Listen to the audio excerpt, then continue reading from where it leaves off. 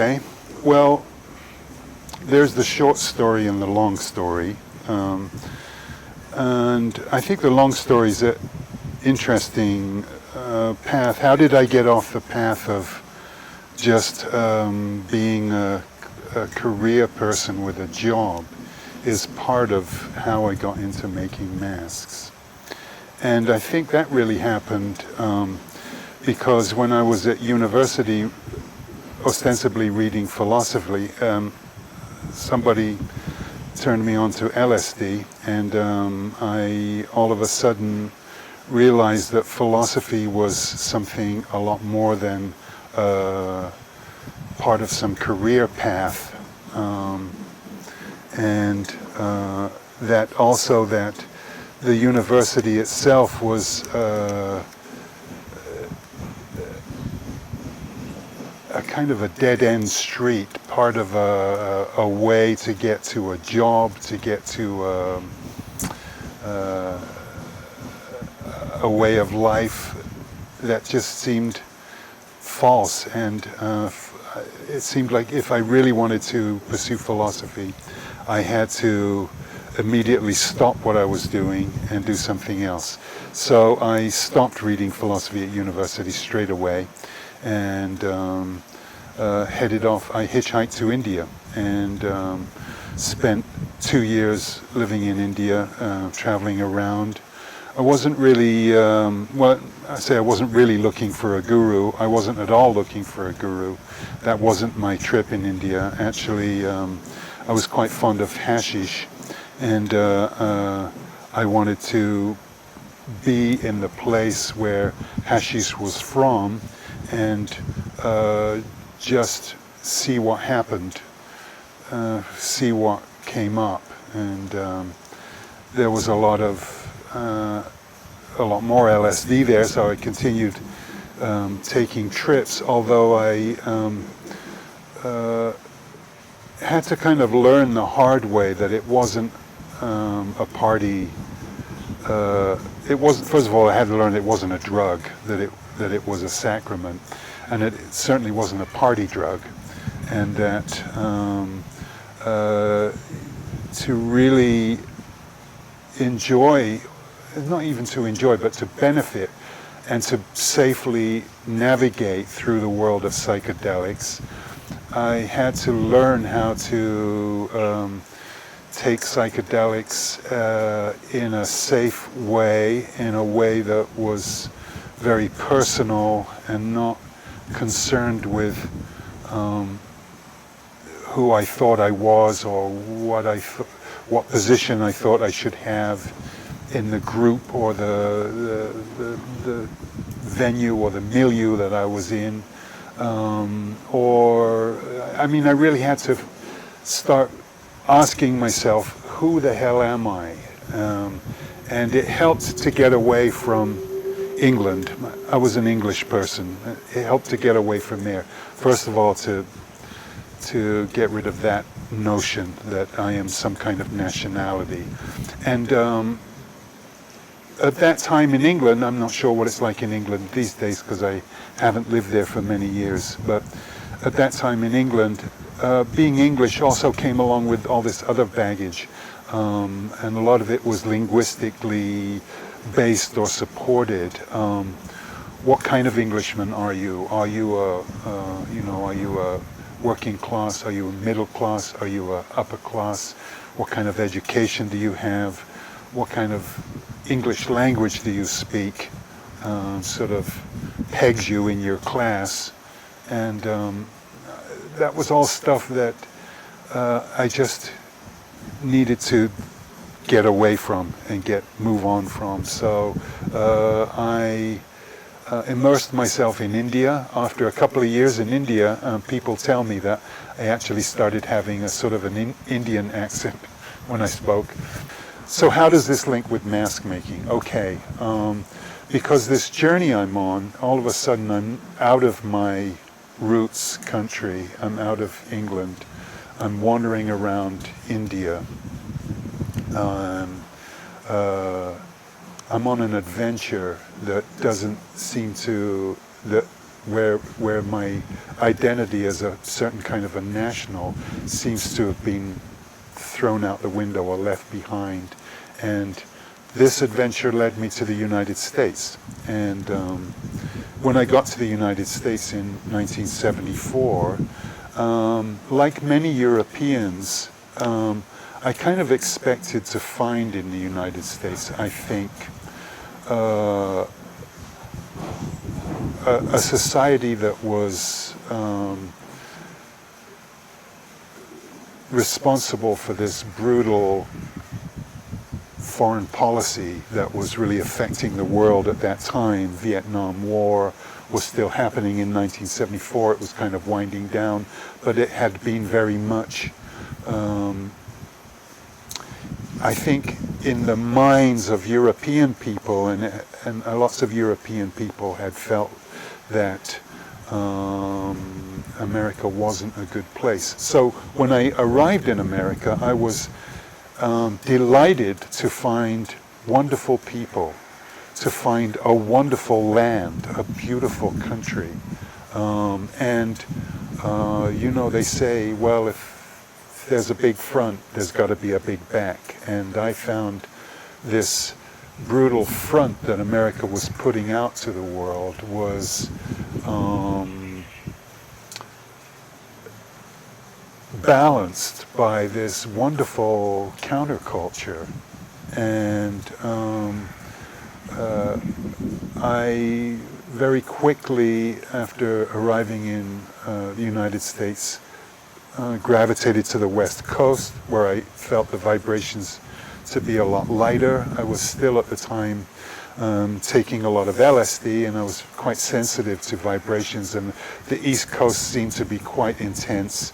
And I arrived in San Francisco in mid or late 74, and immediately felt the vibrations chill out. I lived in Haight-Ashbury for about a year, made my way up to Portland, Oregon, and was pretty quickly working in the Portland Saturday Market. How did that happen? Why is making masks connected with this whole story? Okay, when I was in India, I traveled in Afghanistan. I met this Italian guy who was a leather worker from Turin, and he had absolutely the best hash in Kabul, and was also a very intense and powerful and interesting guy. His name was Furio. I love that name.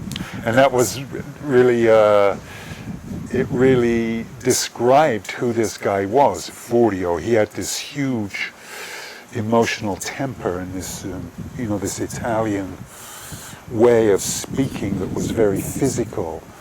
And so immediately my adventure path here and the path of the plant world, the plant guides are taking me on, have connected me with these Italian people. He was with a friend called Giancarlo Mariotti. His name was Furio, and with those guys I hung out. And then when I got to the United States a few years later, a friend, another Italian friend, told me, hey, Furio is in San Francisco, go check him out. So the part of what drew me to San Francisco was this guy Furio, and he was a leather worker. And he took me under his wing, and I became a seller of his leather work on the street scene in San Francisco, the craft scene in 1974 in San Francisco. And I would hang out. I had nothing going on, so after I had sold his leathercraft on the streets all day, I would go and hang out in the studio, and I learned a lot about leathercraft, and I learned a lot about Italian ways of being, of language, of expression, this rather more physically supported form of language where the face isn't doing all of the work anymore. The hands, the body, the kind of voice are all adding to this very physical form of language. And so after I left San Francisco, I hooked up with a woman. We went to Portland, Oregon, and I found the Portland Saturday Market, which is a cooperative of craftspeople and artists who had this vision to support, to create a kind of an economic alternative to mainstream economics and support yourself by working on the streets, by making a handicraft in your home, and on the weekend taking it to market and selling it.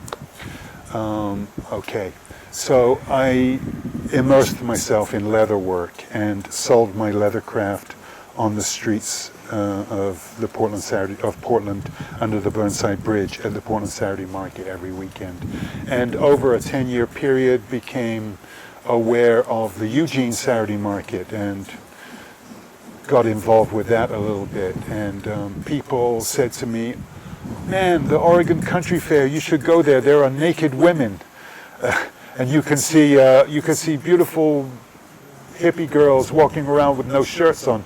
And I thought, man, that's a lame reason to want to go somewhere.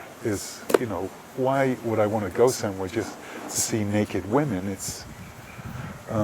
It doesn't make sense. But eventually I went to the Oregon Country Fair and discovered that besides naked women, there was this whole beautiful counterculture village that had been created in the woods. This whole world, once a year, this magical kingdom, just created in the forest, in this beautiful oak grove. And these people had this vision to make this once a year weekend gathering natural, that you had to make your booth kind of blend in, look like it had grown out of the forest, that it was part of the forest. It was called the Renaissance Fair when I first went there, I think. I think it was still called, maybe not, maybe it had already been changed to the Oregon Country Fair. It was 1982 anyway, by the time I managed to get to the Oregon Country Fair. And I was still working in Portland and living in Portland and going to the Oregon Country Fair once a year. But now starting to be exposed to a more theatrical side of this counterculture, because the Flying Karamazov brothers are there, and this group of people called Risk of Change are there, and Reverend Chumley, and the circus, and all kinds of vaudeville happening, and Risk of Change with this group from Seattle that were doing masks and costumes. Meanwhile, at the Oregon Country Fair, one weekend, a woman came to me and said, "Gee, I really like the way that you've developed to set gemstones in leather. And I wonder if you could, I'm a leather worker, I wonder if you could show me how to do that." And I felt a little protective, like, well, gee, you're a leather worker. Well, what kind of leather work do you do? "I'm a mask maker," she said. "I make masks from leather." I said, "Well, that sounds really interesting. Perhaps we can exchange workshops. You show me how you make a mask out of leather, and I'll show you how to, inset gemstones into leather." This thing I figured out. And this woman showed me how she wet formed leather around a matrix. I think she was using just a mannequin head or something. And she was making one of these kind of leather masks where, when you wet form leather into a three-dimensional form, it's two-dimensional, and you make it three-dimensional, and of course there are all these wrinkles, and then you do creative things with the wrinkles. You make them into waves, and so she was making masks like that, and a lot of the leather masks that you see look like that. I mean, it's kind of a natural thing that happens, and so yeah, that's the direction that people take, making masks out of leather. But I was captivated straight away. It was as if things were coming together. I just felt like, wow, you know, I was in my 30s, and I felt like I just really feel that this making masks from leather is really grabbing me. I just feel like I want to learn everything I can about masks. Well, it was a slow process. I plodded along. I went to saddle school and learned to make saddles, and this gave me a lot of exposure to wet forming leather and making carved design, graphic designs in leather, and making, you know, this basically two-dimensional material into three-dimensional objects. And I wasn't really much of a saddle maker because I'm not really much of a cowboy, and I did have my hair cut to go to this saddle school and shave my beard off, and just left a mustache and kind of posed as a straight for a while. But pretty soon they realized that you know, I was puffing herb on the lunch break, and they realized that they had a hippie on their hands. But they were pretty noble about it, I must say, and I learned a lot about leathercraft at this Portland State University saddle making program, and was making masks slowly on the side. Then I'm not exactly sure where I met.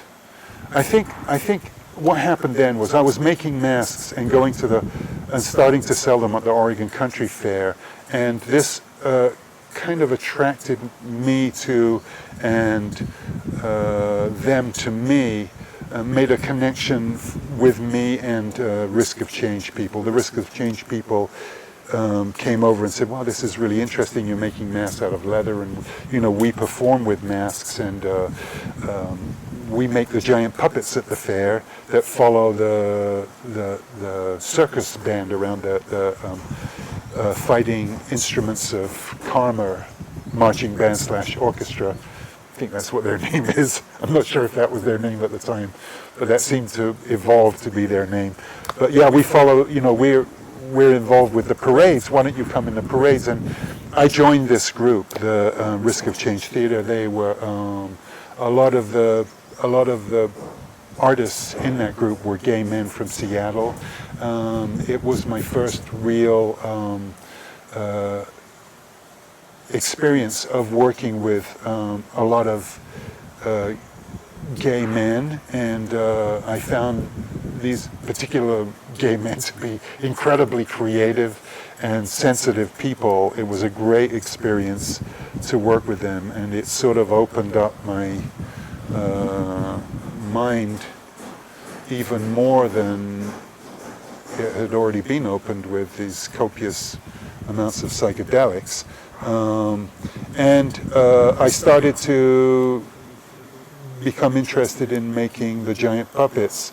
Let me see, Jay Hogan is one of the fellows that I learned about making puppets with. A guy called Dave McKay, who very sadly passed away at a young age, but he was a very creative person there at the Risk of Change.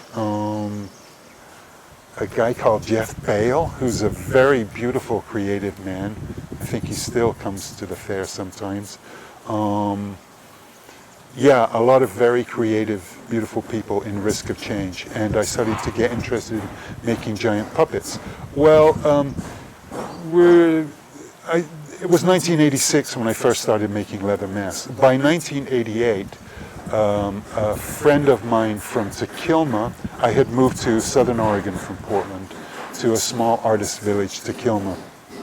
And a friend of mine there, Robin Wren, told me, hey man, if you're interested in masks, you should check out Bali, because the mask culture in Bali is apparently still alive and very strong. And a friend of mine lives there.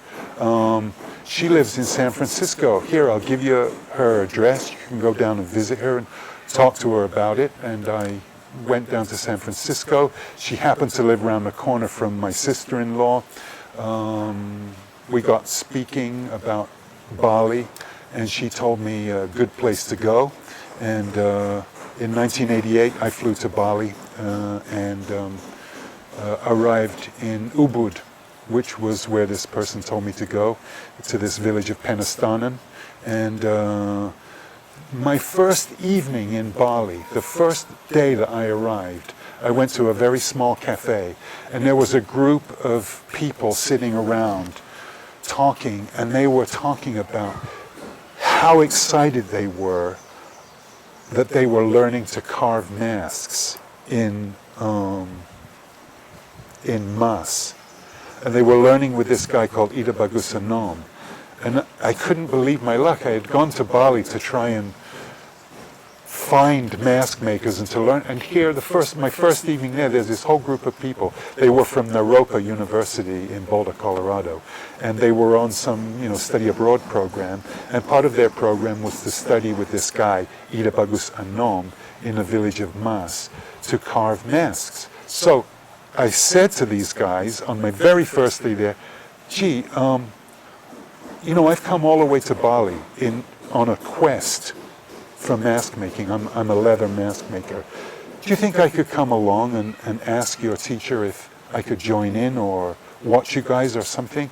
And they said, sure, why not? And the next day I joined these guys. I went to the village. I met this fellow, Ida Bagus Anom, who's a very serious artist. And I asked him, can I please join and learn to make masks with you? And he said, yeah. And every day for a couple of months, I went and sat and made masks with this fellow, Ida Bagus Anom. And it was, the passion had by this time entwined itself in my entire being. I was realizing, masks are really floating my boat. This is really something that has grabbed me more than anything else. I never really knew what I wanted to do in life. I always trusted, because my plant guides had always told me, don't worry about what you have to do in life. Just be open when it comes along to accept it. And I had felt that was what I was doing, that I had opened myself up and I was waiting for the bus to come along. And along came mask making, and I jumped on board, and here I was in Bali carving masks. Okay, so the next year I sold my masks at Oregon Country, at Portland Saturday Market and Oregon Country Fair, and in the winter, of course, craftspeople in the United States usually are unemployed. Your outdoor markets aren't happening. You look for something to do. So I started wintering in Bali and carving masks every year. I decided that the masks I wanted to carve were big, giant puppet heads. So I started to carve giant puppet heads and took them back from Bali to my studio in Tequilma, and then built giant puppets. And pretty soon there was a group of people in Tequilma who were very interested in making puppets and making masks. And we realized that although working with risk of change had really turned us on, that we needed to do something in our own neighborhood, so we started up our own puppet troupe, the Illuminated Fools, and we started making giant puppets, giant puppet theater, mask carving workshops. We did parades in Ashland. We started traveling. We bought an old school bus and painted it. I guess that wasn't a very original idea, but we did it anyway.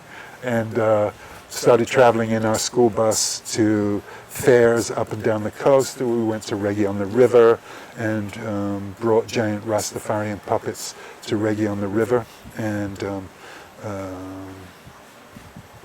we brought our puppets to the country fair every year. And somewhere in this period of time, I met with people from dell'Arte International, which is a physical theater school in Northern California. I believe I hooked up with them at the country fair, and they saw that I was making masks and that I was interested in masks, and told me about their theater program, that there was actually this theater school that was only 2.5 hours drive from where I was living in Southern Oregon, that specialized in European mask theater. And I thought, wow, you know, this passion that has come to me and that has taken root in me, it just keeps, the doors just keep opening, and here was another door opening. So I took my giant puppet down to Arcata, to Blue Lake, California, and went to an interview, see if I could get a scholarship to go to the physical theater program at dell'Arte. And in 1994, they gave me a discount off of the physical theater program there because of my work with puppets and masks. And I started studying physical theater and commedia dell'arte, masks and mask making and mask performance. And all of a sudden, it came to me, the meaning of my connection with the Italians in Afghanistan and in San Francisco, that there really are not any accidents, that everything that happens is a part of the path. Things crop up that are signposts and little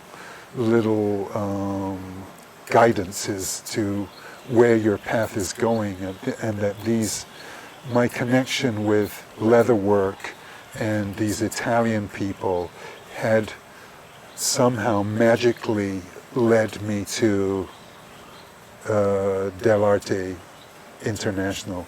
And after graduating there, at the end of my year there, the people at dell'Arte realized, well, if you can make masks out of leather, then you can make commedia dell'arte masks. They're supposed to be made out of leather, but almost nobody knows how to do it. And they gave me a book. Here's a book that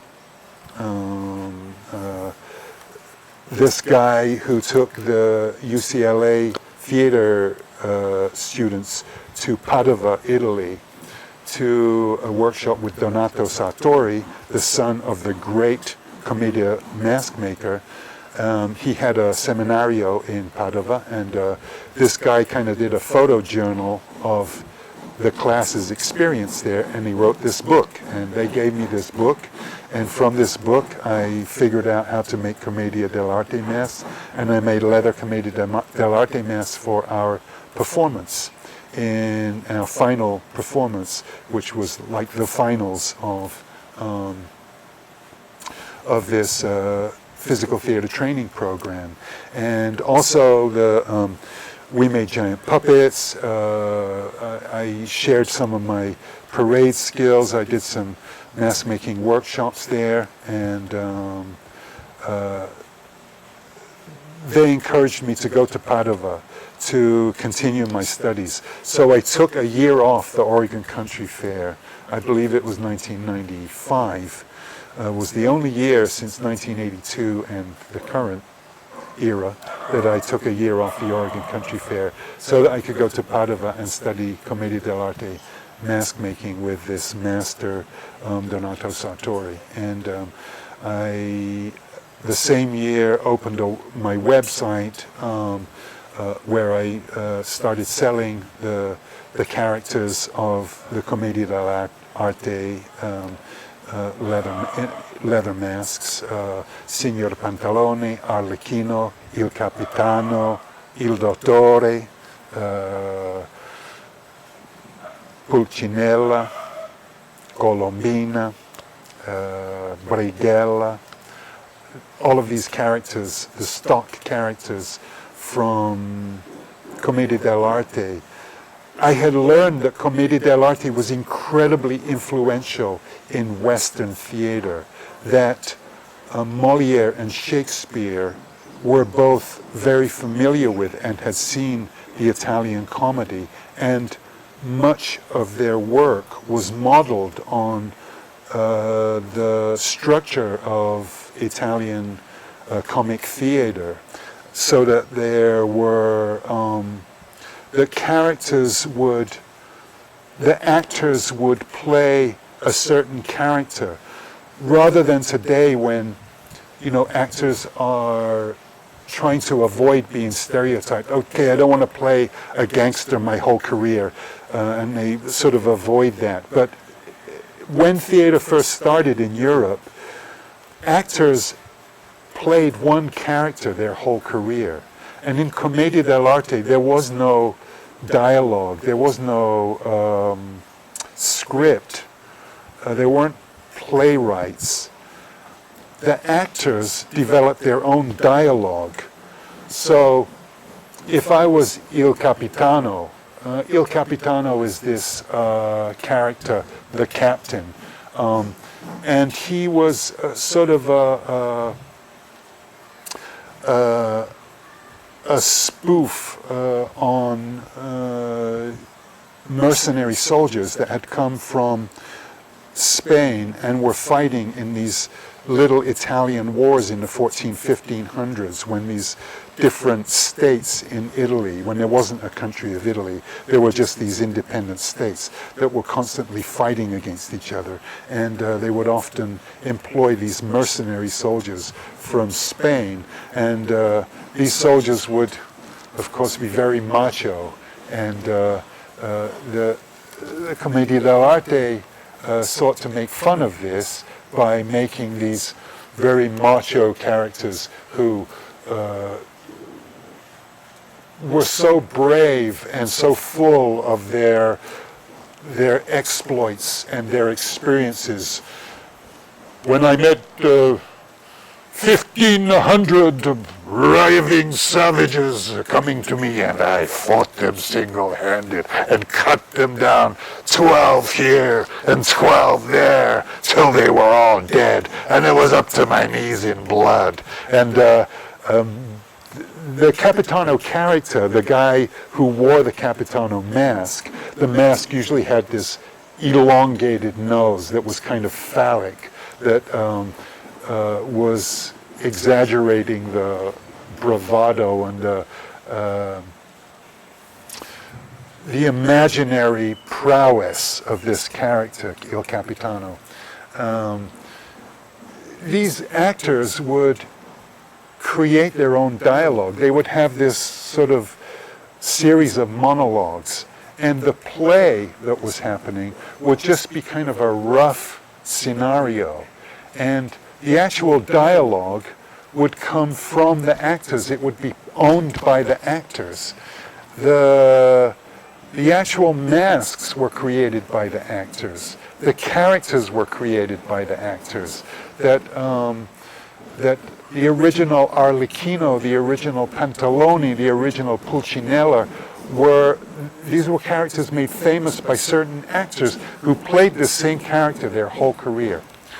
Okay, another really super interesting thing, and connecting thing about Commedia dell'arte is Commedia dell'arte, which is the root of European theater, which is where Shakespeare and Moliere and the theater as we know it, the first professional theater in Europe, came from the marketplaces in Italy. That the very first actors, the very first Commedia dell'arte actors, were techniques for drawing people to the merchandise of a certain seller in a marketplace. I remember when I was a kid in London, there would be this one guy in Petticoat Lane. He sold crockery, or cups and saucers and plates, sets of crockery. And he was an incredible guy. First of all, he had this incredible rap, very loud and very theatrical. And also he was able to do these very acrobatic things with this bone china.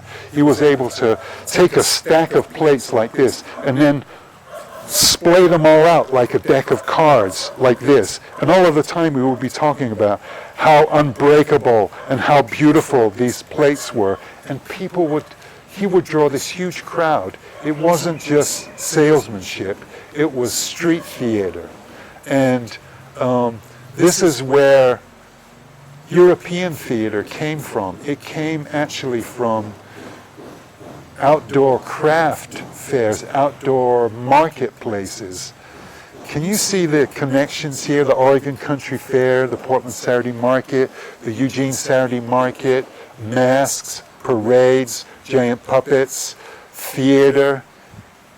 It's all incredibly interwoven, and somehow in my path in life, and I'm sorry that this is such a big, complicated, convoluted rap, and you might have thought when I started this out, what's he telling us about his psychedelic experiences for? Who wants to know?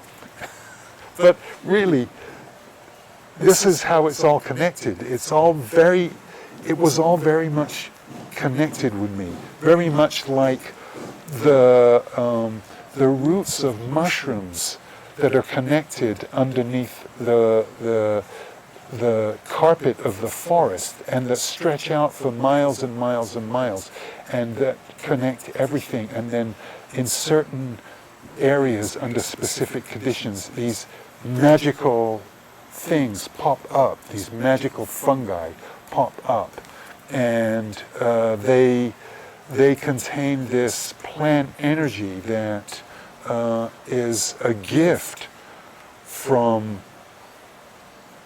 the universe to us humble apes, that has helped to lift us out of the trees, out of our ape world, out of our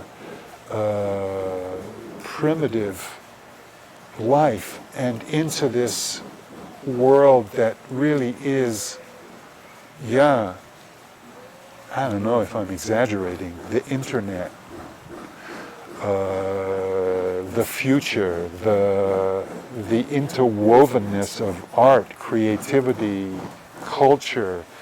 I'm in Bali right now. I live in Bali because Bali is an incredibly beautiful example of how people have so stuck with their culture and are such great craftspeople and such great artists, and have so woven their art into their spiritual life, into their daily life, into their social life, that things aren't separated here. There isn't art, there isn't artists. There are just people, and people are artistic, and creativity is a part of everybody's reality, and it's done by everybody. My mother-in-law creates beautiful little sculptures every day out of leaves and flowers, and she takes them around to all of the important parts of our house, to the well, to the gas stove. We have a special altar that connects us in the East to the spirits in the fields, to the spirits that are in the rivers, the spirits that are in every part of our world here, in every part of our house, our village. And every day my mother-in-law makes little offerings, very beautifully sculpted, and offers them to these spirits and asks permission for us to live amongst them in harmony, in peace, in a balanced way. And really, she's an incredible artist, but she doesn't see herself as an artist at all. She just is doing something that is necessary to do to give thanks for everything that we have.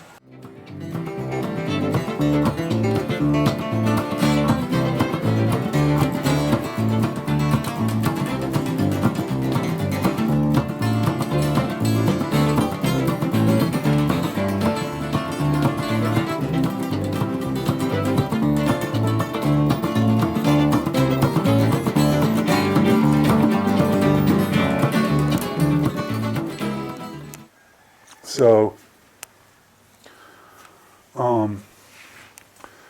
apart from all of the Balinese masks that are in here, also these are my stock Commedia dell'Arte masks that are ready to roll. Here we were talking about Il Capitano before, and this is Il Capitano. And let me see, just put him on here.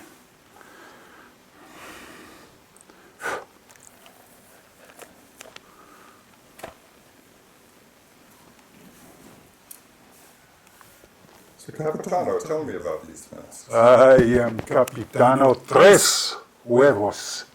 Most men have only two. These are masks are from Commedia dell'Arte. This is the mask of Il Diavolo. He's the one who tells me sometimes what to do.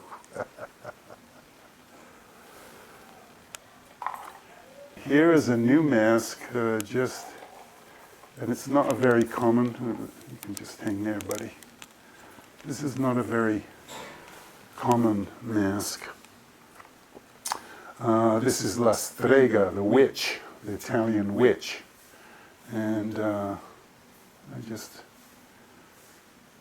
custom made this for a performer in Australia.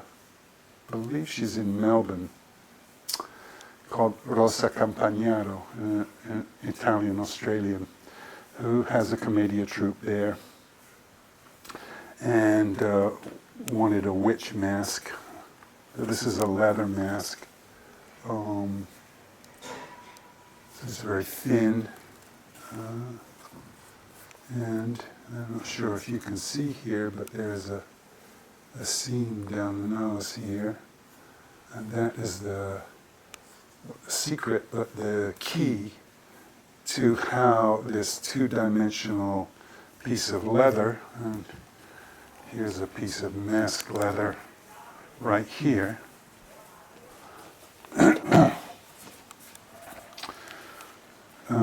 how this becomes this. And in the journey from this to this, there has to be a matrix or a form. And the way that happens is that I take a life mask, and this is a plaster of Paris copy of an average size. And it's rather actually a large size woman's face is what I use for an average face. And then on top of the plaster of Paris life mask, we call it a life mask because it's a copy of a living face, I have made a sculpture, And this is material is plastilina. It's a little bit beat up because it's been sitting around. But plastilina is oil-based clay. And unlike water-based clay, it doesn't shrink and fall apart when it dries. It stays like this. And also can be made very hard by freezing.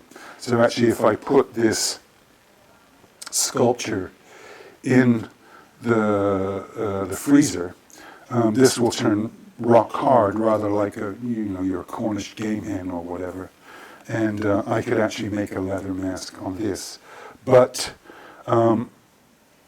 for making the masks here, since I'm in the business of making many masks, if I was just going to make one mask, I might just make the mask off of this. But since these are stock characters and I make the masks over and over again, it's good to have a wooden form that will last forever. And here is a wooden matrix, and this is basically a copy of this sculpture made in wood. And the kind of wood that I've used here is called poulet. It's a milkwood, or Alstonia scolaris is the Linnaean name for it. And it's actually a wood that, a tree that has medicinal qualities. The bark is a source of quinine or quinine, and can be used for, of course, treatment of malaria and other tropical ailments. And then the technique here involves wet forming the leather. The leather here is, I'm going to sit down if you don't mind. No problem. Talk about this. The leather is wet formed. I've got a bucket of water here because I've been wet forming some masks. So I would just soak the leather in water, and then this leather is dried out. This actually is a piece of leather that I was experimenting with, and I didn't really like the qualities of the leather. This is some leather I bought here in Bali. It's Indonesian cowhide, and the qualities of the leather weren't quite so good as the American leather, so I abandoned the project at this point and decided just to go back with the American leather, which we import to Bali to make the masks. But when the leather is wet, I start forming it to the shape of the wood, and then I cut little triangles in on the back. And this is a technique that is used in upholstery. You're transforming something two-dimensional into something three-dimensional, and at the point where the edge is, there would be a ripple here, because there would be, the leather is, if you fold the leather over, it's too big to make the fold. So you make these little V cuts up to where the turning point is, and that allows you, especially when the leather's wet, to make that turning point. And then I've punched holes in here, and then as I'm making the mask, I will sew this while it's wet onto the matrix, onto the wooden form. And then right here, I've already cut this, but before I cut this, this would be a big fold here. And again, it's this transformation of a two-dimensional material into a three-dimensional object, that we have this kind of bump, this extra chunk of stuff.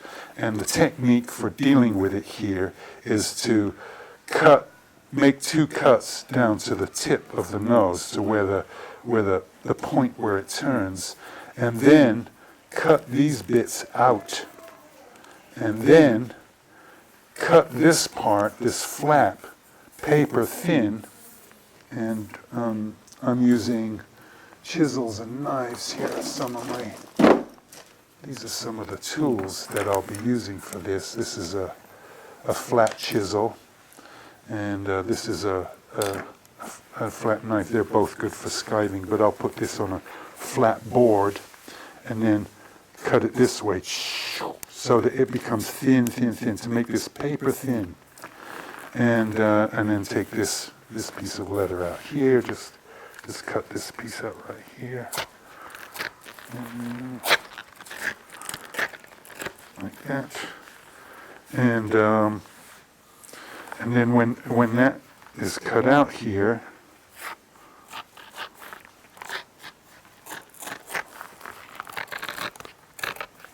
this will actually be happening while the leather is wet. This very thin piece now gets folded over there and glued down. And when that is done, perhaps I have one that isn't stained yet, I can show you. Yeah, here it is. Here's the one that isn't stained. That, you can't see it, but actually there's a seam here. That goes right to there. And the secret and the task of making these masks is to be able to make these rather invisible joints. And here again, at the edge, where all those little triangles were, now they have been cut off, and a millinery wire has been inlaid here, and again, a very, very thin piece of leather. And this leather has to be hand cut thin, because you can't find leather that's paper thin. You have to take leather that's thick like this and cut it paper thin with very sharp tools, and then cover up that millinery wire. And again, the secret of doing it well is sharp tools and making this sort of invisible kind of a joint there. And then let me see where the tools are here. Oh yeah, here it is. There's texture here, and well, this one has line texture in it, but on lots of the masks, like this one here, you can see that there's this kind of dappled texture, and I'm using texture and color to make a contrast. So you see there's texture here, and what that's doing is it's making this part of the sculpture, and you can see when it's one color, it's defined to a certain extent, but once you add texture and contrasting colors, the definition becomes very big, and all of a sudden you can really see these sculptural elements of this mask. And in this case, in the case of commedia masks, the sculptural elements are kind of a caricature of the appetites of the mask. This is a mask that's full of hubris, bravado, macho. Also, it has a flip side.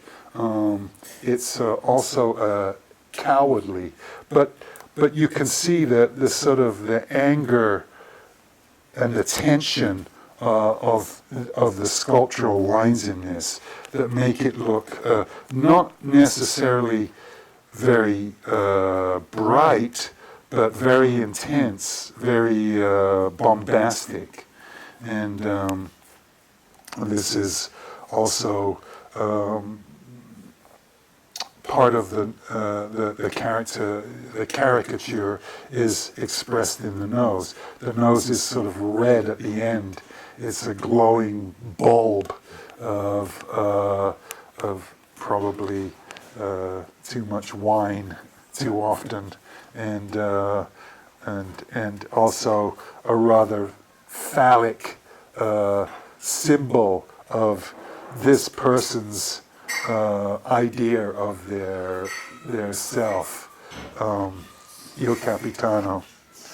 And then in this case, you can see that the lines of the sculpture are rather downcast. The eyes are downcast rather than up, and this is a character with less positive self-esteem and a sort of a anxious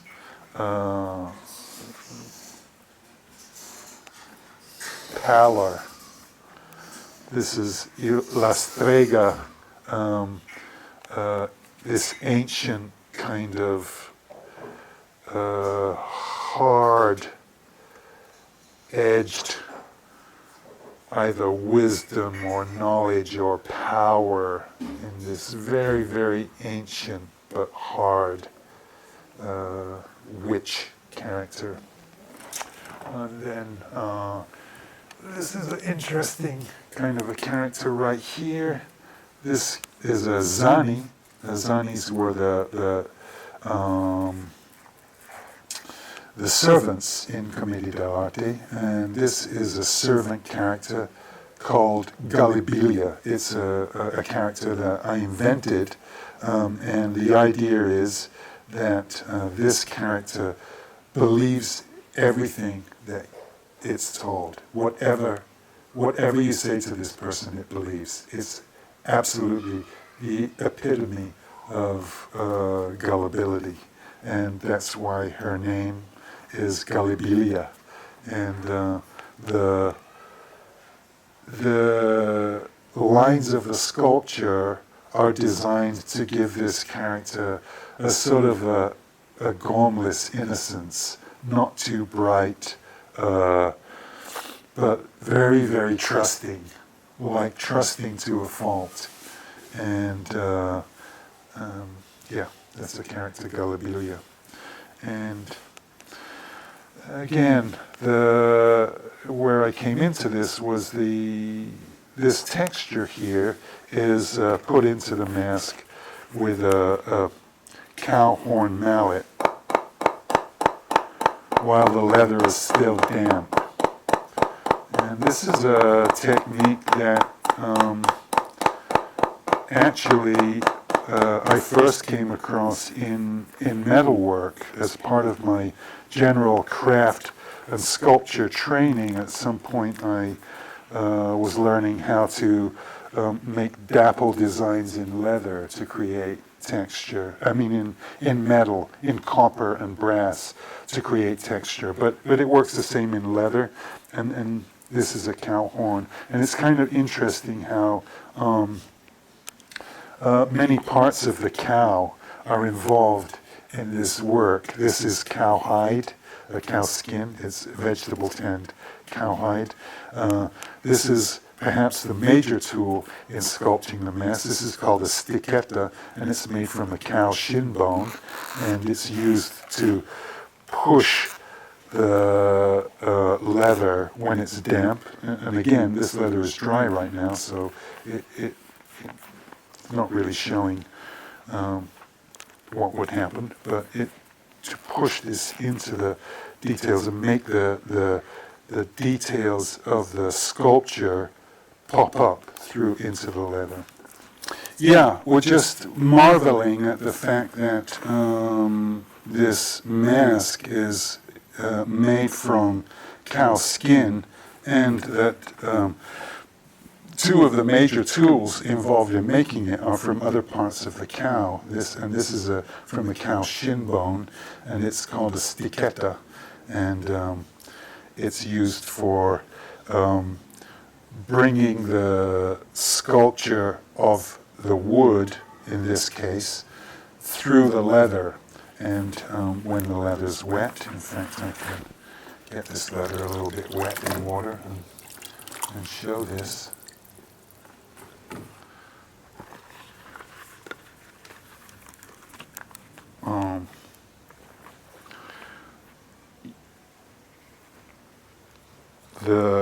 This tool is used to gradually find the details, the elements of the sculpture below, and transfer them into this mask. And there's another. And actually, I'm looking for them with my fingers here, and there I found it. And then once I found it, I'm putting it in with this tool here, and then this goes around here, yeah, like that. But this is a cow shin bone, and it's used to make, and I think you can see that this suddenly popped out here, and then here the same thing. That I will run this down the deepest crevices, into any of the holes around the flat surfaces, and slowly, the details of this sculpture below, in this case Gullibilia, the servant who will believe anything she's told, is going to come through and appear on this mask. So how many hours is it for each mask? Just to across. I think probably maybe 2 or 3 hours for one of these masks. Not all at once, though. You can't do it all at once because, the leather's wet and it has to dry, and then the sculpting part has to be done while the leather is wet or semi-wet. But then the cutting of the eyes, of the nose, and the skiving of which means the cutting paper thin of the joint, that all has to be done when the leather's dry. And also all this back business of getting the mask finished on the back. Like Then there's also the painting and the staining and. yeah, the staining is the next thing. I'm not sure if we went over this, but this is the cow horn mallet, which is being used here to put texture. And just these overlapping divots will eventually show up as texture and give us contrast on the mask. And then we're going to go over here to the staining booth, and I'll take a mask here. And this is a little staining, gluing area that we've got set up here. This is my hot secret, Sri Raja for contact cement. Absolutely the best dispenser for contact cement. It's a Sri Raja bottle. And these are little Pash airbrush bottles, and I use a combination of air and hand brush. Right here I have some of the Country Fair Carnivale masks going on, and they have been hand brushed at this point to this level. This is a killer whale carved into the face of a mask. I think you can see there's sort of 2 killer whales meeting in the middle, and this is the tail flukes, and this is the dorsal fin and the side fin and the eye of the whale, and this is water coming out of the spout. All very stylized, and this particular style is Northwest Coast style, these ovoids and these flats and special type of U shapes that are repeated, and these sort of feather divisions of the U shapes that are repeated over and over again to make the creature very much the style of the Northwest Coast native people, the kind of totemic art in a graphic form. The Haida. Yeah, well, the group of tribes there will be the Haida people from Queen Charlotte Islands, and the Kwakwakwa or Kwakiutl people from the coastal area up there, Bella Kula, the Shimshan people. There are a group of different tribes who share this. The Kesan people, I don't want to offend any of them by leaving any of those people out, but of course I'm going to leave a lot of them out. But for basically, this was a style that was shared amongst native people from the mouth of the Columbia River, the Chinook people, way up to the Tlingit people in Alaska, in southeast Alaska. Apart from the Commedia dell'Arte masks, here I'm making, you can see sort of stacks and stacks of these very similar kind of shapes. And these are the basic components of the Carnivale masks that I'm making for the country fair. And we were discussing a little earlier our both of our connection with and love of the Northwest Coast style of design, and I have used that, and this is sort of a graphic interpretation of totemic shapes and styles that a lot of native artists in the Northwest Coast now use to make, prints and drawings and bas relief carvings of basically what were totem objects before. This is an eagle. If you can see, this has this is the eagle's head and the wings, and down here are the feathered legs and the talons below. It's very stylized, but and of course it's sort of very much tweaked to get it into this shape here. And then, there's a lot of graphic work that I do, and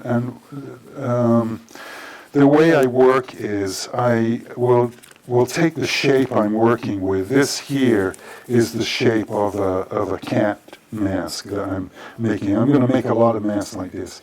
And to do the graphics on it, I will cut it out of paper and then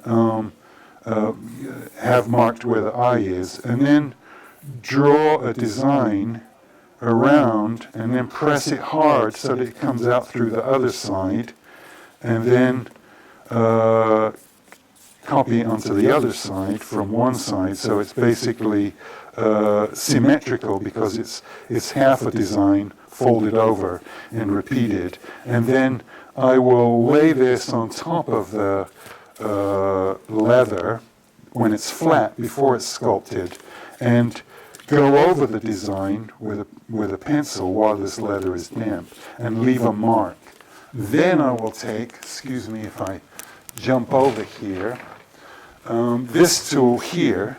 This is a tool that I started using when I was at saddle school. It's what saddle makers and cowboy leather workers use to do that floral kind of design that you see in belts and holsters and saddles, Western saddles. It's called a swivel knife, and basically it cuts into the leather like this, and you turn it around like this, and you can make a cut that doesn't go through the leather, it just goes through the top grain, and you can follow a pattern, and I do that in the leather following this drawing that I've done on top. And since I need a lot of different kind of designs on the masks to make them interesting, I've sort of become a sponge. And I think for different styles, I'm very interested in styles of primitive art. So you can see, besides the Northwest Coast, here I have This is somewhat of a Dayak influence, and those are the native people from Borneo, from Kalimantan, and then this is sort of Dayak influence, but going off on a tangent a little bit, and then this perhaps, I don't know where that comes from, but I think you can see this is, I think, influenced by Aubrey Beardsley artwork, and this is from Maori facial tattoos, and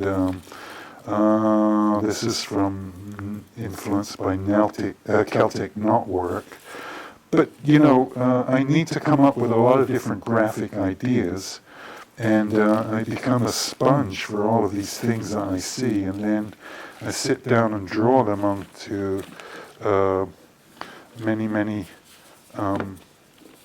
pieces of paper that are the same size as my masks, and then carve them into the mask. And after the design is carved into the mask, then these black parts are hand brushed in with black dye, and then we come here to the spray booth, and I will spray the lighter color, and leather dye is of the nature that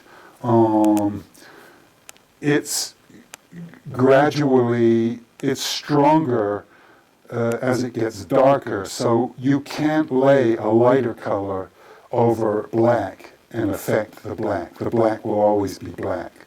So if I put the black in by hand first, I can hand spray a lighter color over the top, and then it will come out. Let's see if I can find some that are done here. Here's a few that are finished. And then this one has the texture in, you can see. And in each case here, the black was hand painted in first. In this case, the red was also hand painted in. And then the yellow was sprayed over the top. The yellow cannot affect the red or the black, so it can be airbrushed over the top of them. And that's how I'm creating this different